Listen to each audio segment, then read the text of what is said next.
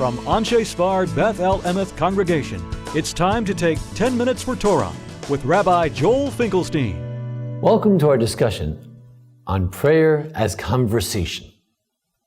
How do we know that prayer is a conversation? We know that Yitzchak went out in the field, latsuach basadeh, lasuach, to have a conversation with God. And the rabbis say in Brachot that this is a conversation with God.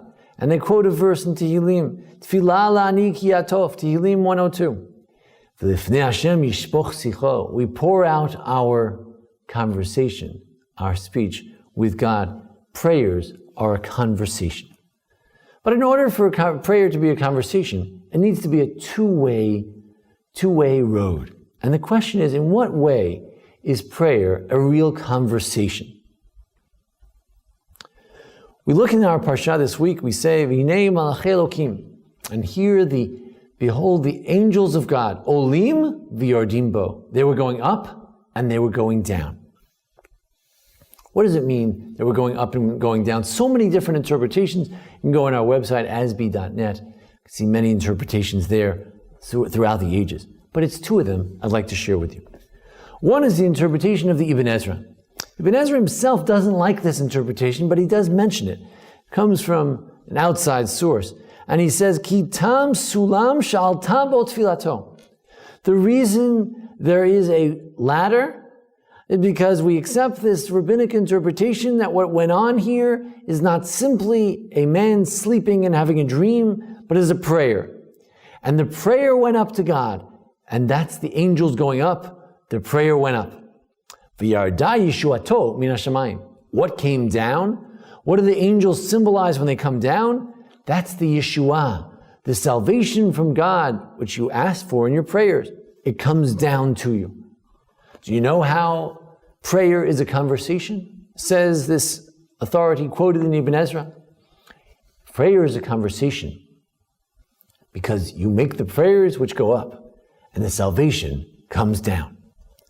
A more traditional source is quoted in the Noam Elimelech, Rabbi Elimelech of Luzinsk, famous Hasidic Rabbi, says something similar, but a little more unusual.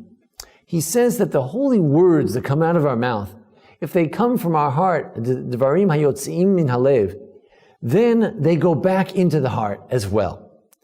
He says as follows, the malachei Elokim, the angels going up, are the tefillot and the diburim hakdoshim, the holy words, the holy prayers, going up as high as you can go.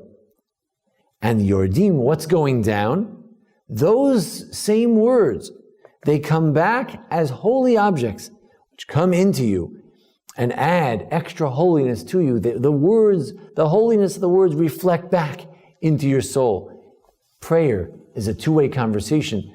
The holy words go up, and if they're holy enough, they come back down to us and make us even holier. That's what prayer is all about, is to make us even closer with God.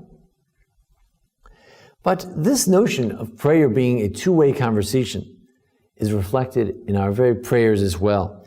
In our Siddur, in our prayers, as we make our prayers, we have a dual conversation with God, Him to us and us to Him. And what do I mean? We can look at it from the broadest perspective and then narrow down to a particular prayer or phrase.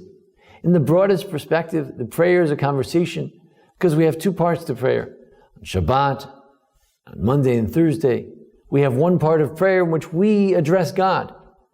And there's another part, the Kriyat Torah, the Torah reading, where we reenact Sinai and we hear God talking to us. The Baal Koreh is like God talking to us.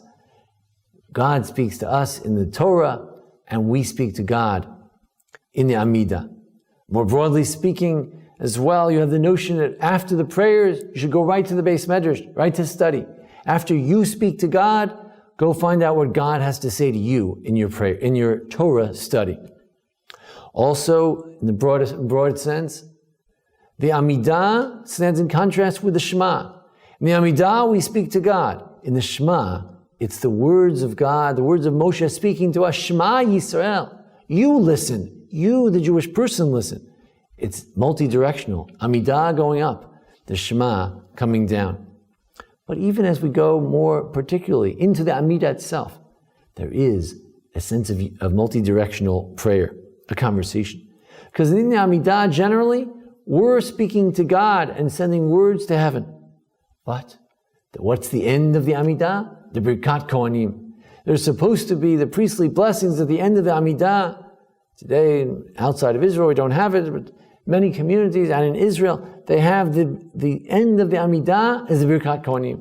You make the prayers to God, and then the blessings come showering down, apropos similar to the Ibn Ezra, showering down back on you. And then we can get even more particular. Every bracha of the Amidah, and in some ways every bracha, has a prayer in which I pray to God for something that He should do, and then we speak about what God has already done. We say, for instance, Re'ena v'onyenu, see my affliction. That's me praying to God. Then I say, Baruch atah Hashem, blessed are you, God, Goel Yisrael. You are the one already. You are constantly the one who redeems Israel from their afflictions. So I may be praying for it. It is already before you even call out, it says, the words, God answers already. He already is that one you want Him to be. You want to ask for forgiveness. He already is the one who forgives. That's the multi-directional prayer.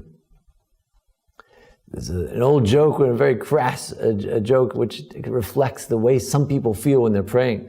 They went to the Kotel HaMaravi and they said, how was your experience? He said, it was like talking to a wall. It's not a joke we should make. Hopefully the prayer doesn't feel like you're talking to the wall. The prayer hopefully feels like a conversation between you and God to you. We feel that we're making a prayer to the one who we want Him to forgive, to grant knowledge, to grant wealth and comfort.